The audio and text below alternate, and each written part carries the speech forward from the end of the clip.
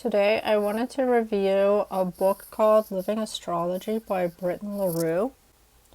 I'll be going over an exercise that she suggests doing in the book, which is for the months when the sun is in Aries, to get connected with the Aries archetypes. The way that the book is laid out is really good for people who might not be super knowledgeable in astrology, because the archetypes are broken down in these very digestible ways that are relevant to anybody's life. But even if you are a very seasoned astrologer, you'll still find a lot of useful information in the book. So the way this works is to grab your Emperor card from your deck of tarot cards. You don't have to use the Rider-Waite. You could use whichever card you want. Take a moment to connect with the card, and she has this prompt to break up the different aspects of the card into different modalities that you can interpret for yourself through drawing 7 more cards. So if this doesn't make sense yet, it will, basically based on every one of those prompts, and you can go back and note for yourself what they are. Each card position will tell you something about that particular topic in your life when it comes to the Aries archetype, and this will facilitate you carrying yourself with perhaps more power and authority. So for the first card, which is the Throne, lean into my power, I got the 9 of Pentacles, which I am seeing as resourcefulness in not only in things that are material, which the Pentacles do deal with mostly material things, but the access to those material things, whether you can get them, manifest them. For example, if you have a ton of money in the bank and the banking system goes down, it's not going to do any good. But real resourcefulness is the ability to call on your network and make things happen, get support, have somewhere to stay, things like that. So that's how I look at leaning into my power. It's a very positive, very strong card. The 9 of Pentacles, which has a lot of earthly abundance. So even if I don't feel that in my, let's say in my bank account, I can count on the resources that are maybe not so much countable, but are readily available. Next on the prompt is the Cloak, protect my space.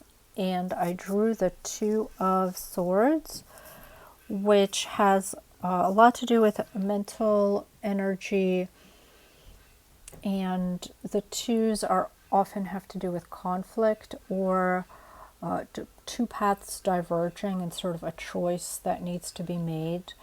I believe that having this this card so full of water and having the moon in the sky has to do with intuition, which perhaps I'm not always trusting, and that I am trying to over rely on my intellect, which doesn't always guide me in the best way. Because this card is reversed, there does appear to be some sort of a block or tension when it comes to protecting my space. Perhaps I am mentally focused on the wrong things. that I perceive as threats to my autonomy. Perhaps I need to go a little bit deeper and explore the emotions behind certain phobias and fears. Okay, so we have the Crown. Trust my intuition. The only thing I'm going to say about this is that it's literally a crown. In the card, it's Ace of Swords.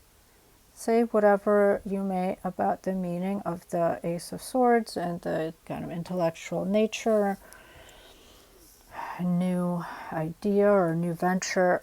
I am just focusing on the crown at the top, and it says, the crown, trust your intuition. And these are exactly the moments where I don't even really need to talk about it or think about it. The crown is there, and that's really all I need. Okay, the middle card is a Three of Pentacles. The prompt is the Ram, access my thrust. Well, this card has to do with collaboration. In the card is depicted the artist and the patron and kind of the intermediary between the vision and kind of the finances to make it come together. And in the context of accessing my thrust, I believe that it has to do with tapping into the network of people who I can benefit with my work and collaborate with, both like the patrons and the beneficiaries, and just trusting in the fact that those correct connections will come through when the time is right. The card at the bottom is the King of Cups. The prompt is the armored feet. Stay grounded in a readiness. And there's this water card, which has to do with intuition. And the King of Cups is somebody who's already kind of mastered the emotional realm. What's interesting is that even for him, we see him seated on a concrete slab or something like that. Like he's not in the water. His feet are on a firm foundation. And I think that's interesting about staying grounded, because just like the Emperor, even in the presence of water, the King of Cups is firmly seated in sort of the seat of his intuition, or maybe like his ajna center or something like that. So there is groundedness in having kind of a mastery over one's emotions, without discounting them. Like all the elements can be used for grounding and for mastery. The scepter. Wield my will. So you can see the emperor is holding a scepter, which is an object by which the onlookers know of his status and his might and the things he's capable of. Now, in the real world, I feel that our power can often be stifled by a lack of resources or a perceived lack of resources, and this Ace of Pentacles is a reminder that the new kind of stream of revenue or the material things to support an idea or a project will somehow materialize with this hand that's kind of unattached to anything and is bringing forth this coin from the ether. I think is letting me know that the things that I want to will into existence will have a support in the material realm. The last one is the orb broaden my influence. Well, that's definitely something that I have trouble believing in. The Emperor is holding this sort of globe object, which is like his sphere of influence. And the fact that I got an upside down page of coins, I think it speaks to a lot of insecurity with starting something out. But the page has to be a page at some point. Like, to be a king, one has to rise through a certain amount of challenges and experiences. The reversed nature, I think, has to do with not feeling ready or not being ready to begin to kind of wield influence. But it's a reminder that one has to start somewhere to ever hope to achieve anything worthwhile in the future. So living astrology has a whole lot of value in terms of these little exercises that you could do to tap into the archetypes of the signs and of the rulers of the signs. So for the Aries, there's a lot of exploration of Aries and the ruler Mars. It's a very enriching experience for both somebody who's only being introduced to astrology. It really gives you a way in, like the gate lifts and opens for you to just walk in and get exactly what you wanted out. I was very much interested in this book and the author because she talks a lot about this fire archetype. In general, she says that she's encountered a lot of people who really struggle to express themselves creatively and to express that fire energy. I will link below her website so you can find out more. But like I said, this book is a great entry point. Something interesting that happened to me, I recorded the prompts and then I had to leave and I got back.